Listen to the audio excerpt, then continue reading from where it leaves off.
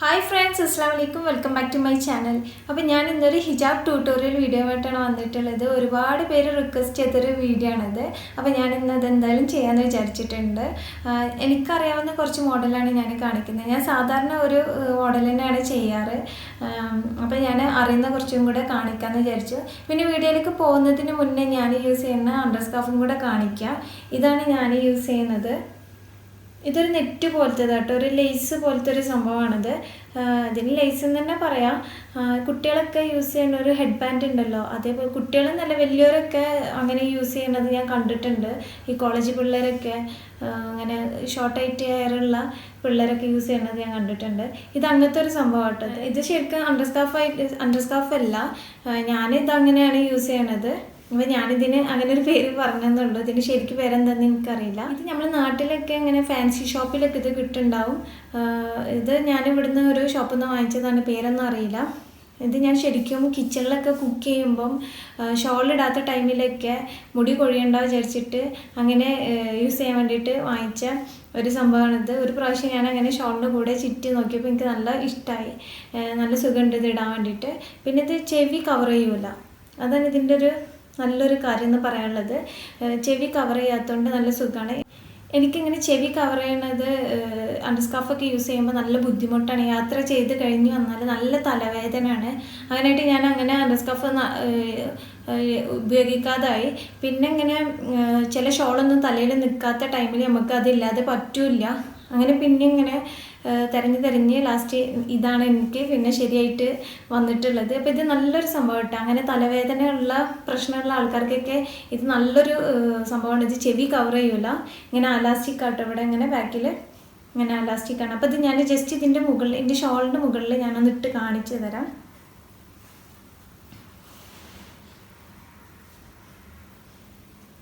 ഇത് ഷോളിൻ്റെ മുകളിൽ ഇട്ടിട്ട് എങ്ങനെയുണ്ടെന്ന് എനിക്കറിയില്ല. ഇതെങ്ങനെയാണ് വരല്, ചെവിൻ്റെ ഇങ്ങനെ ആട്ടോ വരല്.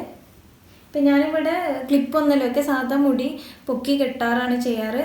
അപ്പോൾ അതിൻ്റെ താഴെയിട്ട് ഇങ്ങനെ ഇട്ടാൽ മതി.